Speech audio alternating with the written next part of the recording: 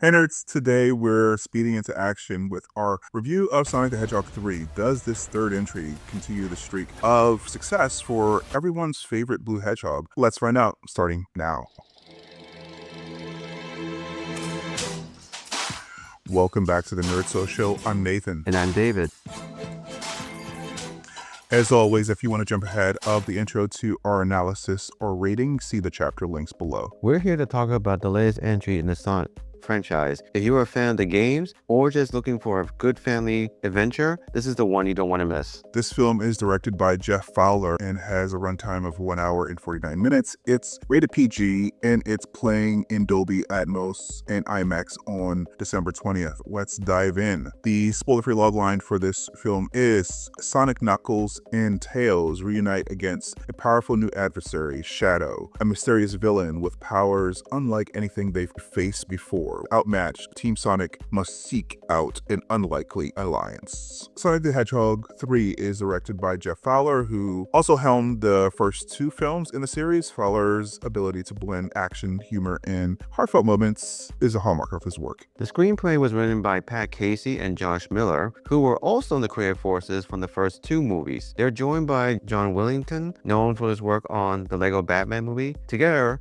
they crafted a script that balances both fan service and a compelling new story that's very familiar and also different to fans that are new. So getting into the main cast, Ben Schwartz returns as Sonic's voice, and his performance is as energetic and witty as ever. He is known for his work in Parks and Recreation and DuckTales. Colleen O'Shaughnessy reprises her role as Tails, bringing intelligence and warmth to the character. Fans may recognize her from the Sonic game series and Digimon. Idris Elba shines as Knuckles, delivering a strong and sometimes hilarious literal performance. He's best known for Luther and Thor Ragnarok and also the other two original Thor movies. Next, we have Keanu Reeves, who joins the cast as Shadow, bringing gravitas and emotional depth to this character. Everyone knows who Keanu Reeves is. He was known as Bill and Ted, which is from the classic Bill and Ted's Adventures, but he's more famous for John Wick and The Matrix as Neo. Next, we have, of course, everyone loves Jim Carrey, who needs no introduction whatsoever. He's well known to the classics of Ace Ventura, The Pet Detective, The Truman Show, and The Mask, but he is back in his dual role as both of two Robotniks, the Dr. Robotnik, as we all know and love, and Gerard Robotnik, with his over-the-top performance adds so much fun to the film. And this also includes a live-action cast, including James Mortensen, Tika Sumpter, with auto cameos of Shamar Moore, Natasha Rothwell, and Christian Ryder. This cast provides a grounding for the Wild Adventures, known for their roles in X-Men series, Southside, Criminal Minds, Insecure, and Jessica Jones, respectively. So, David, what were your spoiler-free thoughts about the film? I enjoyed the first two films. I'm really anticipating the third one, especially Shadows in this. And it feels like I'm a kid again when I played the Sonic Adventure 2 game when I was first introduced in the franchise. But I enjoyed it a lot. Yeah, this was a lot of fun. If you're a fan of the first two movies, you're gonna love this one. The humor is consistent with joke density that keeps the audience laughing even if not every joke lands. Ben Schwartz, Idris Elba, and Colleen O'Shaughnessy continue to shine with their comedic timing. Reeves brings unexpected depth to Shadow, making his pain and angst palpable. Jim Carrey is always essential in these movies, bringing double chaos as both Dr. Robotnik and Gerald Robotnik. The scenes where he plays against himself are hilarious and absurd. David, how would you rate Sonic the Hedgehog? I would give it an 8, which is a road trip, because it's very enjoyable, and the script and the storyline is not distracting. It's still straight to the point, and even though some jokes are a little off, but it still doesn't ruin the whole movie, but it's very enjoyable, especially with the performances of all the cast and everything from the voice and the live action actors. It's spot on, so it makes the film enjoyable. Yeah, I'm right with you. I give it a road trip. It's definitely an 8 on our scale as well. And if you're unfamiliar with our scale, it is down below in the description. It's a film that will delight both kids and adults. It's hilarious, heartfelt, and packed with action. But it's really Jim Carrey's dual performances that truly elevate it off the wacky scale. So, although there's also some really cool action as well in the film. All right, so we're gonna break this down a little bit, get into a spoiler section. If you have not seen the film, go see this film. Spoilers ahead.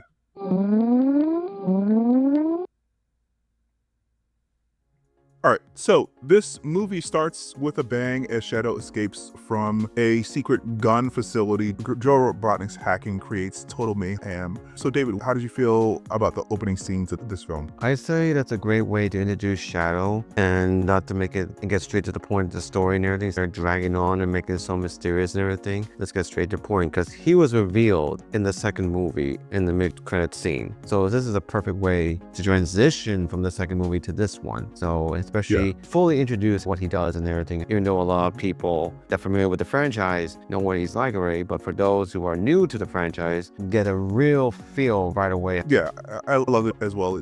It grabs your attention immediately and establishes how formidable Shadow is when he's zipping around, and basically he's technically as fast as Sonic because he's moving so fast it looks like it's teleporting basically. So yeah, it definitely is a cool way to establish the villain. Now next we can be from the chaos to celebration. We cut to Sonic, Tails, and Knuckles enjoy a peaceful anniversary party where Sonic was to start for a race, and he was tricked at first in being like, wait a minute, what's going on? And he ran back and he found out it's Happy Earth Day, which is basically celebrating Sonic's first time to when he arrived in Earth when he was a little kid. But unfortunately, it didn't last long because it was interrupted by Gun arriving in need of Sonic's help and everything. Sonic has no idea what's going on, but he's ready for action. And as ignorant as he is, which no women know about Sonic, is that he just wants to go get in the action right away. But what do you think, Nathan, of the Gun director Rockwell's interruption though? I thought it was a clever way to shift the gears and bring in the stakes. And when Shadow shows up, the action gets started really fast. And I mean that they jump into the action very cocky. Sonic is always cocky, but also Knuckles was also kind of cocky. He wanted to get into the fight. So his fight against Team Sonic was basically a highlight for me. How easily he was able to demolish all of them, basically. So what did you think of the fight, the first interaction? There was a great way to get straight to the point and then shows the immediate action and everything without dragging on the dialogue and everything. So what they do, get into the fight scene and see the difference between Sonic and Shadow is the big contrast and everything. From the dialogue into the action and everything. It could be what makes anyone's wondering why does Shadow makes so special and everything like that and how he's so strong. And we get to see that firsthand and everything. But I love the scene, how he fights and how he do especially the motorcycle scene and everything. That was really cool. That's like a nod to Akira of the famous like the bike scene and where he hit the brakes and everything. So that was a very good action. So I guess after they're beat here, they regroup at a restaurant and they get a download from the head of Gun and they're attacked, and then they seek out Dr. Robotnik for aid. But in between here, we also get a flashback giving us a little bit more about Shadow. We understand Shadow's tragic backstory with Maria. So what did you think about the backstory? How well do you think that was handled with the scenes, the flashbacks with Maria and Shadow? Like I said, it feels like watching the game way back from Sonic Adventure 2, it brought back to life. But the way they handled the story was spot on. It didn't drag on, get straight to the point and get to the most highlight scenes of Shadow's upbringing. How he got to Earth, how he met Gerard Robotnik, and then get to the real point of how he was treated and everything, and how he was brought to this hatred of humans and everything, especially with his connection to Maria Robotnik, especially she was killed. There are some things they could have added to it, but it's necessary. But I see why they didn't put that. The way they handle it is a great way to show more the character without dragging on and tell too much about it. I thought it was really effective, and Keanu was actually really acting in this film to try to sell his angst and his annoyance. He was upset with Sonic and the team in general because he saw them getting out of a gun helicopter, so he knew they weren't on his side. But yeah, so I think from here that they, like I said earlier, connect with Robotnik, who they thought was dead, but we find out at the end, it was another one of the post-credit screens in the last movie that he wasn't dead. So he wasn't dead, but he's kind of lucky he's depressed and he's eating burrito and watching telenovelas. The tele thing was really funny because it's the guy from Ted Lasso. And I feel like he's just showing up in cameos in movies now. He was in Venom as well as the bartender. He was in the Transformers movies. I think he was one of the Transformers in that one. But yeah, so he's watching telenovelas. He's riled into action because someone is using his technology. So they go to this site, which was the old gun facility. And then he finds out that he has his long lost grandfather. And basically he turns on Sonic immediately because it was a very short alliance. And then they tie Sonic and the team up and open up a mini black hole. I think after that, they go and get, what's the name of the humans? Tom, yeah. Tom and his wife. His wife. Yeah, Tom and his wife that infiltrate the gun headquarters in London, where the Robotniks had to find the second activation key of General Robotnik's weapon that he created for gun many years back. But it turned out when both Sonic's team and Robotnik's team both infiltrated there, which I had to talk about later, about the unexpected dance scene when the Robotniks infiltrate the security systems. Yeah, that was hilarious. It was like unexpected and hilarious. I did not expect it. I feel like I'm watching The Mask again, except it's two Robotniks right there doing all the lasers and then all the dance scenes. So I give credit to the filmography and how Jim Carrey can coordinate himself as two of them. Yeah, I'm not sure how many times they had to do that take. All the stuff with him and his grandfather was funny because you even look at the screen and say, it's almost like there's two actors looking at the screen. They basically do a fourth wall break saying that it was the same guy. So that was pretty funny. VR day that they had him on a roller coaster, him playing catch with him and everything. And then we find out that they're basically in a virtual reality. That was funny. All the stuff from until he betrays him at the end. His grandfather is pretty funny playing against himself. Yeah, it's all pretty great. Let's talk about the space battle. It was because Sonic was so angry they had to get the Master Emerald, which brings to another funny scene that the Master Emerald, as Knuckles says, I put the protection of the Master Emerald on the most strongest warrior as no human has ever met before. And it's the guy from the Knuckles short TV series used it as a hockey puck. I'm like, what the heck? I was like thinking like maybe the temple or anything, but I didn't expect a hockey puck and everything. And then Sonic just came in and then took the Emerald and dashed up to space, where Sonic and Shadow fought against each other and then got to the moon. And then right when they clashed, Shadow also inherited the power of the Master Emerald and became Super Shadow. And they fight. I don't even know. Is that something from the? It is. Like I know Super Sonic I've seen before, but I wasn't sure about Super Shadow. But it was still pretty cool. So yeah, they seem like they shared the power of the Emerald after, because even with supersonic powers, Shadow is still very powerful. So he knocked the Emerald out of him when they were fighting. So yeah, they shared the Emerald. That was pretty cool. I'll give you a quick reference that if anyone who never familiar with the game Sonic Adventure 2 on Dreamcast, there was a scene that they both shared the powers of the Master Emerald, and the Chaos Emerald became Super Sonic and Super Shadow. There's another name for Shadow. He's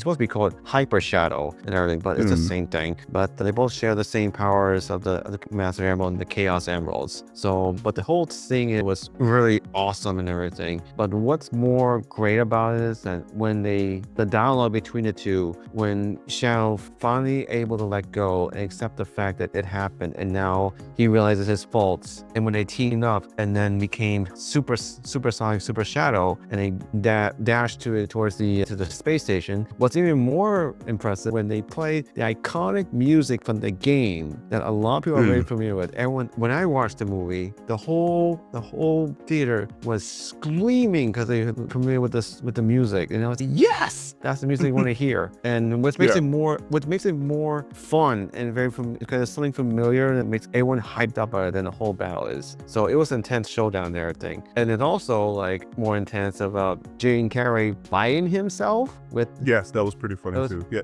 using the standard robotic animal appendages like the tails and claws and things like that, which is what Robotnik is known for, on robotic animals. So yeah, that was pretty cool as well. That whole back and forth. And also a funny nod is that I did not expect it when made a giant fist, and the one in the red suit says, I haven't seen something like that ever since the Green Lantern back in 2020. I'm like, oh, yeah, the inside jokes here were much funnier than I watched The Lion King earlier this week. It was much funnier here than it was in The Lion King, because it made less sense in The Lion King and the Mufasa movie. But anyway, so yeah, Robotnik, the older Robotnik is defeated, but the space station is still about to destroy the Earth, because the original plan was to destroy the Earth as revenge for what happened to Maria. And then, as you said, Shadow came to his senses about what Maria would want. He was already questioning it. He asked Robotnik, is this what she would want? And Robotnik it doesn't matter what she would want. What do they deserve? So he came to his senses. They team up. Gerald's ultimate plan to destroy the Earth is foiled,